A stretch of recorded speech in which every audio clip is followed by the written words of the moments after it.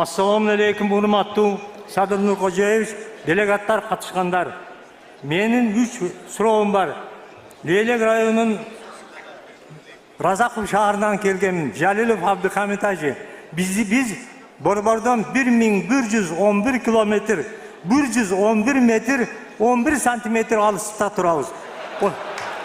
Лейлек районунда 50 жылдан бери ишке ашпай келген Саркент долбооруну карап беришиңиздерди суранамын. Саркент эгер суу немеси чыкса, Тогузбулак, Сумбула, Разаков айылы суулуу болот эле. Ошондой эле экинчиси Лейлек суу сактагычы. Ал Козубагылан деген суудан алынат. Ошол Лейлек суу сактагычыны курулса, эмики жылы Кең Тала, Жаңы жер, Кулунду айыл өкмөтү суулуу болот эле. Ушу эки долбоорду бүтүрсө, 6 айыл өкмөтүнүн эли суу менен камсыз болот эле. Үчүнчүсү, арка өрөөнүнө суу менен камсыздоо боюнча максат эки дүкүрүн куруу. Ошону тездетиш керек. Лоттор боюнча көп нерселер бүтүп атат. Ошонун ичинде 31 километрлик Козубагылан суунан биздин ошо аркага сууду чыгарыш керек. Самотек менен өзү барыш керек ал суу. Ошондо элибиз көп көйгөйлөрдөн чечилип, миграция иштери азаймак эле.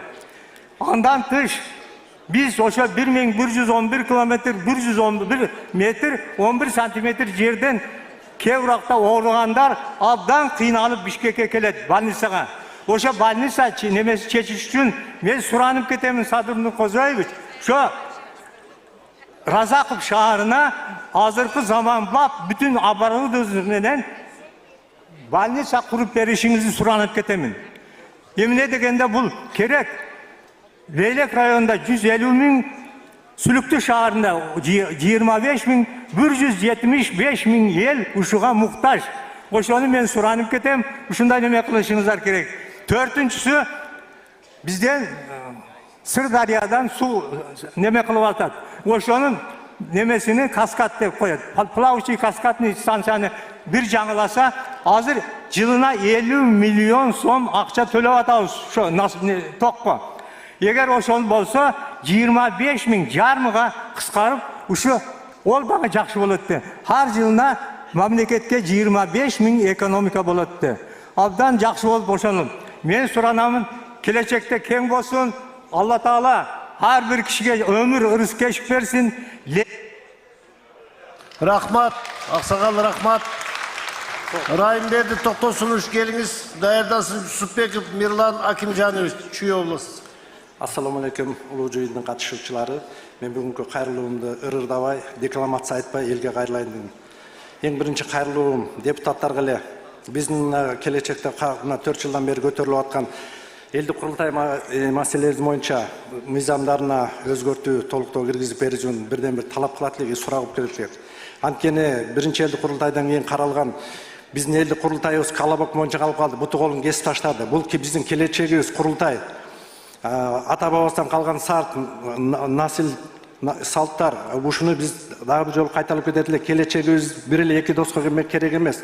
Бул жалпы элге да керек. Эртең эле биздин арабызга да келесиңер, депутаттар, эсиңерде болсун. Экинчи маселе, кадр маселебиз өтө начар. Ажообузга айрылып кетейин. Эң биринчи билим берүү. Эң начарыбыз бизде билим берүү болуп атат, бардык жактан аксап атат. Саламат сактоо. Кадрларыбыз начар. Эртең менен бир врач болсо, терапевт болсо, түштө кардиолог, кечинде хирург болуп иштеп атат. Саламат сактоо. Бир эмес 3 жылдан бери катыңарды алдым. Чечейбаев болсо, эшинсен чечкен жок. Абдыкадырыңар болсо, ошо отуруп кетти. Мен суранып кетет элем. Билим берүүгө, саламат сактоого транспорт министр, айыл чарба министр жана маданият министрлерине ажообузга кайрылып кетем. Февралда, март айларында жергиликтүү жерден келип чечип берүүбүздү сурап калат элем. Мен былтыр Адылбек Касымалиев мырзага жолукканда, ошол жерде сиз жана саламат сактоо министринин замын көргөнсүз Кызыл Жыл сайылына. Адамда эч нерсе чечилген жок. Кийинки маселе, жана айлык маселесин жок коюп, айлык маселесин көтөрүп бериңиз. Бирок ички байлыгы, нукура, билим берүүбүз кандай болот? Ошондо талап кылып кетиңиз. Сизден сураныч. Bu yerде МЧС менен мелиорациянын ортосунда дагы чечилбеген маселе бар. Бир эле бизде эмес, бул Кыргызстан боюнча болсо керек. Анткени бири-бирине шылтак коет, бирине техника жок, биринде акыл жок. Акырында аукцион маселеси, портал, тендер дегендер мыйзамдар, жогорку кеңештин депутаттары, ушунча жылдан бери силер мыйзамды кабыл алып атсыңар, азабын карапайым эл тартып атыр. Мыйзамыңарды оңдогулачы. Келечекте оозуңуз, силердин өзүңөр келерсиңер арабызга. Карапайым калкты жадатып да бүттүңөр, жүдөтүп да бүттүңөр. Уялбай бүгүн дагы 49-ңар шайланып келдиңер. Армия боюнча, армияны бекемдөөбүз бул жакшы, бирок армияга кимдер барыш керек? Бир эле Кыргыздын жараны эмес, Кыргызстандын жараны барыш керек. Эмне үчүн альтернатива деп калып атат бул жерде? Альтернатива деген вообще эле мындай өзүн актаган жок. Акча берип койсоң, жарактуу болуп калат деген, акча бербесең альтернативада калып калат экенсиң. Бул эмне деген? Жогорку окууга тапшырып бир жерге бийликке кызматка барыш үчүн Рахмат. Мирлан Акимжанович.